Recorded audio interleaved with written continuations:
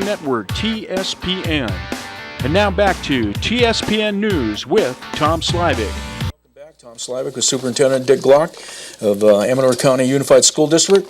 And Dick, we were talking some about Common Core. I know it's going to be brought up a lot during the presidential election. So to some people, it's controversial. A lot of people don't know anything about it. They've heard about it. I've heard a lot about it, and but at the same time, you probably don't know that much about it, even though you've heard about it. To talk to an expert, we are not calling it Common Core anymore, but California's signed on board, right? Yes, that's right. So we have Common Core here. Yes. What does that mean? New state standards, and basically it's just the competency in language arts and math. Some people think it's subjects other than that, and it just isn't. It's related to those two subjects. Say once again what the three are again. Math? No, just it's language arts and math. It covers two subjects. So the one thing that we've looked at, and we've been training on this for 3 years probably at least with teachers, and it's more how you teach, not what you teach. And it goes back to what you mentioned earlier about we're emphasizing comprehension and thinking more, even in the math tests. When you put in an answer, sometimes you're asked for an additional response, or you're taken to another question depending on what you say. And of course, that takes some getting used to, and that everything is done on the computer, and we're having to work with students on keyboarding skills. And you'd think you might not have to because everyone has a computer. Well, that's not really true. Here in Amador County, probably a half of our students have internet access. So, and some of that's good, some of that. It's somewhat mind-boggling to me that it's just half. Yeah, I know it's a little hard in the rural areas to get a fast. Sometimes it's access, and I guess if it's not fast, it's hardly worth anything. In fact, you're probably better off not to even try.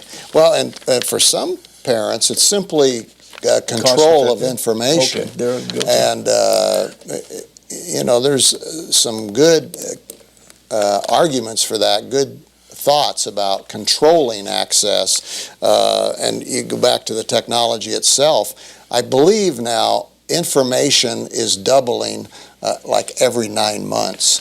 I know when I was in high school, I think it was every 10 years they said it doubled. Now it's down to every 9 and like months. when you were bringing up with kids at home and being able to read, you can read everything on the internet. A person that likes to learn on their own, boy, you can really learn a lot. And when you give a student a subject, they can really background check, get all the information. You can do quite a lot of research. It's an unbelievable amount of research as a tool. So I feel for the people that don't have that tool.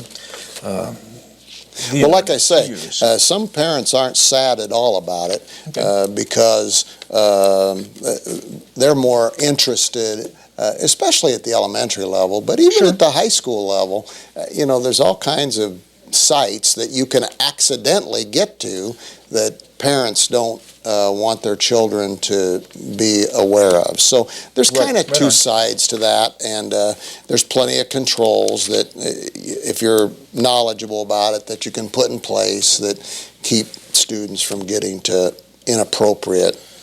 And then that depends on where you are, because once you're a student that knows a little bit more, you can defeat those things. Yeah, so that's another that's thing true. that scares a parent. There you go. Yes, absolutely. In fact, once we did that digital universe and brought it out, it's a whole new universe out there. Yeah. So tell us more about, so we have Common Core here. Doesn't seem to be that scary to people here. No, I think because our teachers have been involved from the start, and so any questions that come up, they've been able to answer in a real positive way. And like I say, it's going to give teachers more flexibility to teach rather than less. And I've already said that we try to allow learning communities to do it their own way. That's good, because I find good teachers have more than one tool in their toolbox, right? Exactly. We don't all learn the same. Same and way. We're not all, I found whenever I was trying to teach something, you would kind of look around and see if that glint in the eye was there where you're making some contact, and if you weren't, it's like, may as well just move on and come back when you have it, because for whatever reason, you're not going to get through. Okay, we've got some things happening.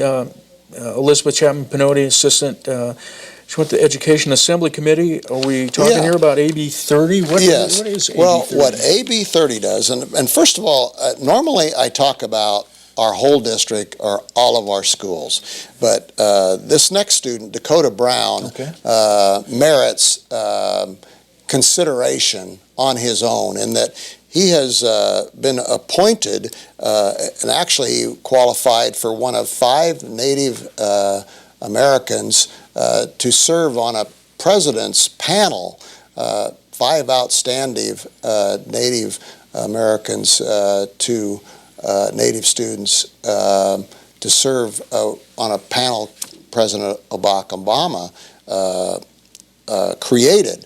He has talked to President Obama, met him, spoken for about 20 minutes in an audience to him about Native education issues. And he started something called NERDS here in our county, which has been contagious, and now there's a number of chapters, 12, 15, maybe more, Native education, raising dedicated students. And this is one of the things that we've tried to do well, is not just appeal to Native students, but to any minority. It's the job of the majority, and probably you and I still at this time are in the majority.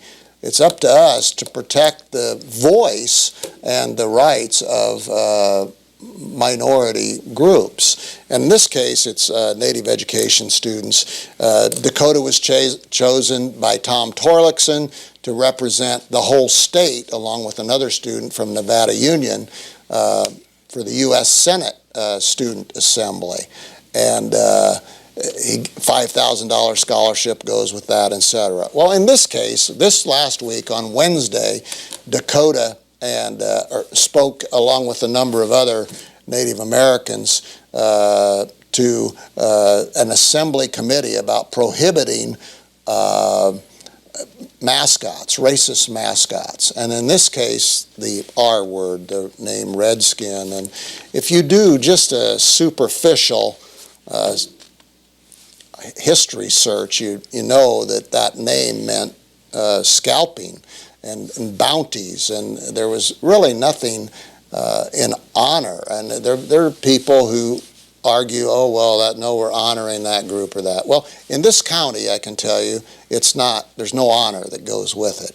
And it's very unsettling to our Native students. And so Dahkota spoke there, and Elizabeth and I thought, Chapin-Pinotti, Assistant Superintendent for Curriculum Instruction, felt like we should go and let Dahkota know, and the rest of our students know, and really when it gets down to it, all students know that we support them and want a safe environment. So when we play Calaveras, very often there's denigrating things that happen that seem to put down Native students. And so we're just looking at trying to put everybody on a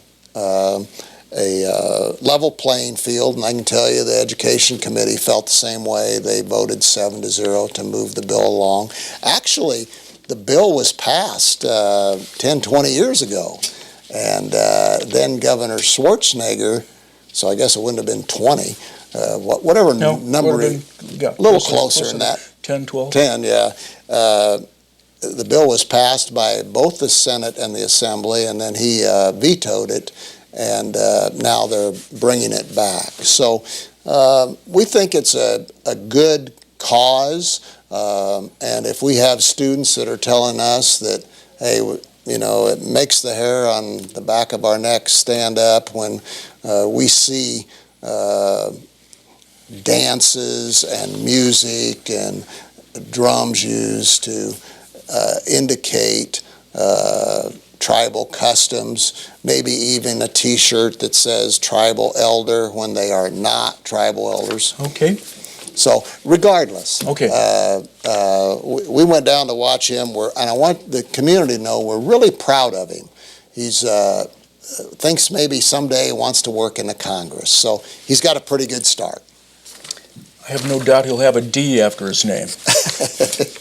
Okay, so congratulations there to Dahkota, and that's great, and glad to hear that. I've met Dahkota and his mom, and they're very proud of him too, and so I've seen him out there at Chauncey State Park. Yes, yeah. Sometimes names escape me. Okay, so we have about a minute in that left, so I guess AB 30 is 30. a bill to honor that, or to... Well, no, that it's what not that a is? bill to honor. It's Or- a bill to prohibit Oh, okay, racist I got it. mascots. Okay, all right. Okay, so that's good. So we're moving up. We have like less than a minute. Once again, you want to congratulate, go ahead and look in there and congratulate all the wonderful kids, teachers. Okay, and for you sure. do it. All the learning communities at Ione Junior High School, the Colts out there, the Jackson Junior High Jaguars, the Argonaut Mustangs, and the Amador Buffaloes. We want to congratulate those schools and communities, especially the employees and parents. And thanks for all the hard work. Okay, and that goes double for me, but coming from your boss, I think that's a lot better. And thanks, Dick. It's You always bet, fun Tom. having you come by, and I always like the conversations before we come on. Okay, there we It's go. better. Okay, thanks a lot. We'll see you again next time. You're watching Amador County's local television network, TSPN.